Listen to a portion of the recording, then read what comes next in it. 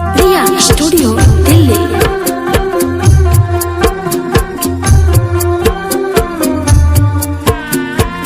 Music by Indrajeet.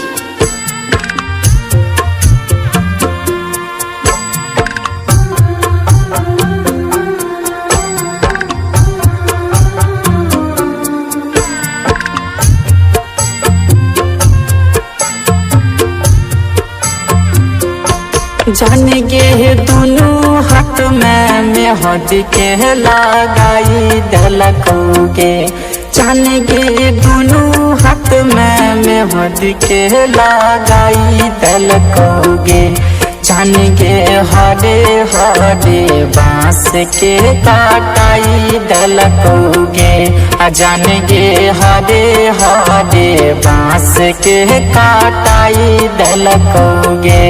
जान रे दोनों हाथ में मेहंदी सखिला गाई दलकोई रे। जान रे दोनों हाथ में मेहंदी सखिला गाई दलकोई रे।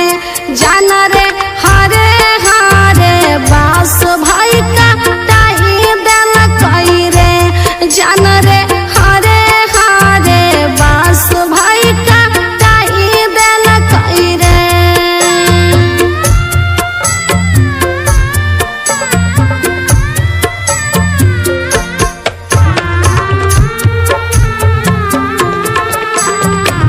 रिया स्टूडियो दिल्ली।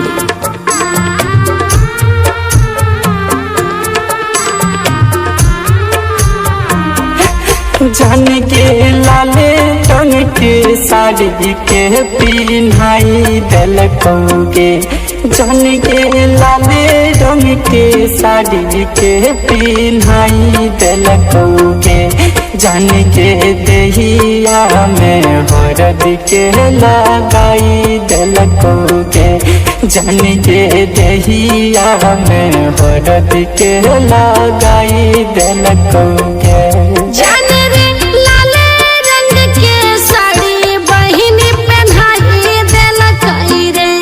जान रे लाले रंग के साड़ी बहिन पहनाई दलकोई रे।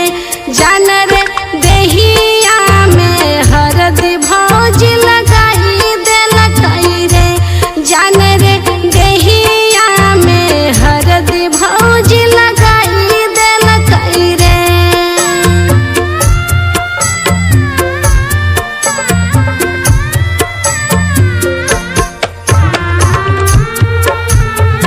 Music by Indrajit.